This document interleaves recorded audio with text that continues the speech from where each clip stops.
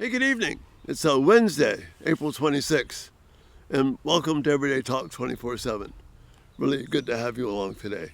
Just a quick reminder, Q&A Friday is coming up, this Friday. We've got two really good questions already, so if you got some more, please send them in. Again, so great when you all do that. So thanks for participating in Q&A Friday.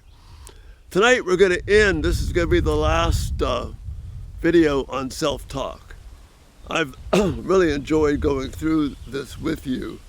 It's been a real help to me, and I pray it's been an encouragement to you as well. So tonight, the last one is about a familiar story. It's the story of the Prodigal Son. But we're just going to focus in on a small portion of it, which has to do with self-talk. And we see how self-talk is something that can lead us it can lead us to despair, but then it can lead us from despair to hope. And that's what we're going to be focusing on tonight. So let's look at the narrative then. It's in Luke's Gospel, the 15th chapter. I'm going to read verse 13, start there. And it's about after this young man has decided that I've had it with the home, I've had it with dad, I've had it with my stinking elder brother. I'm tired of all the rules and the restrictions. I've got all this money coming to me. It's time for me to have it. So that's the kind of initial self-talk that he's having. And he's dreaming of all the things that he can do with the money which he believes is rightfully his and being withheld from him. So he demands the money from his father, his estate. Not long after that, the younger son got together all he had and set off for a distant country, and there squandered his wealth in wild living. All the things that he was planning to do, that his self-talk was telling him, hey, you're entitled to this. Go for it. After he had spent everything, there was a severe famine in the land, in that whole country, and he began to be in need. So from having been a person of having what he needed, now he had nothing, and he was not able to provide for himself. So he went and hired himself out to a citizen of that country, who sent him to feed into the fields to feed his pigs. He longed to fill his stomach with the pods that the pigs were eating, but no one gave him anything. So his self-talk has brought him to the brink of despair. He has no hope.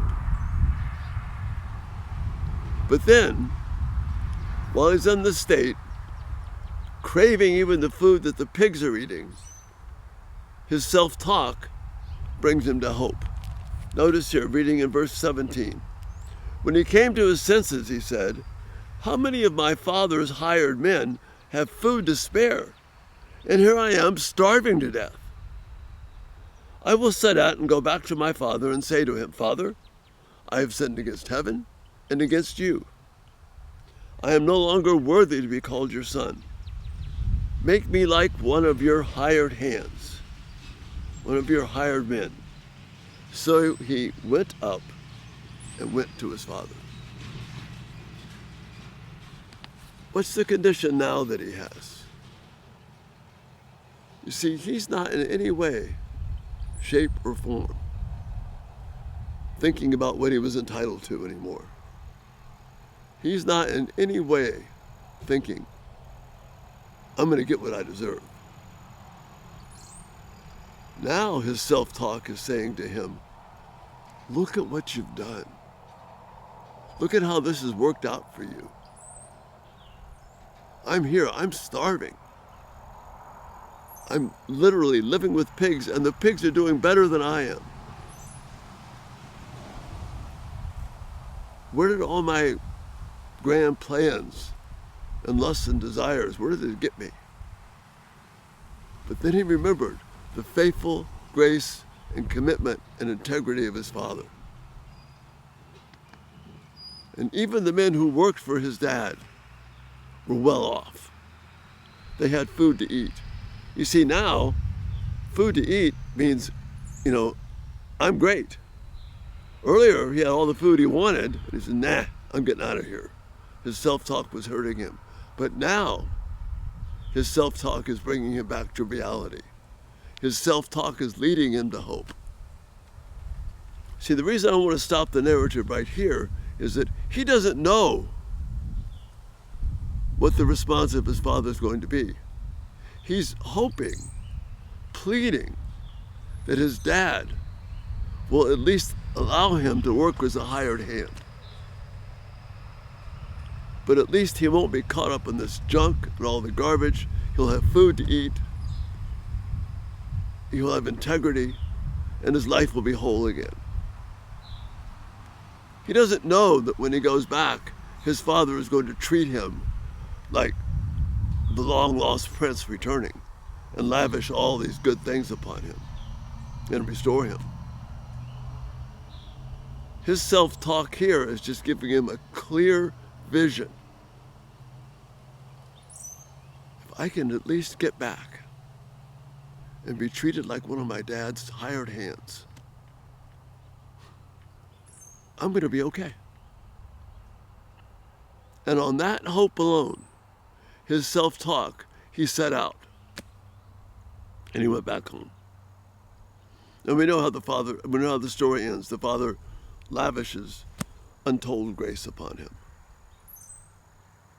But in the moment of this story, what I want to focus on is what brings him hope. What brings him from despair to hope. What brings him from totally being lost to being, once again, being someone who has purpose and meaning in life is his self-talk, remembering the faithfulness of his father, the truths that his father had taught him, and not knowing what the consequences would be. He goes back to plead with his father. Father, I've totally blown it. Can I at least work as one of your hired hands? And that self-talk was a source of hope. It was a source of rescue for this young man.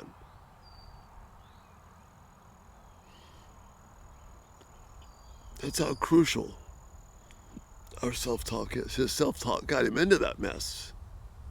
And then being able to listen properly to what the truth was, putting aside his lusts and desires, but laying out his dependence upon the grace of God and the grace of his Father, he now has hope.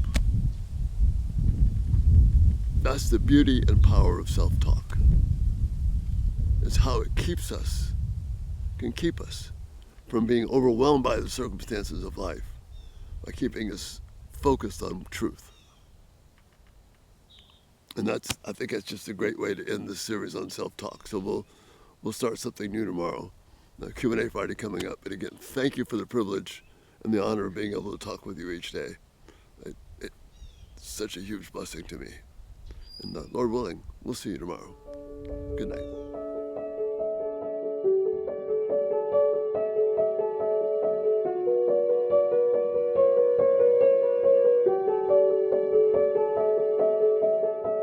Thank you so much for watching. It is such a huge encouragement.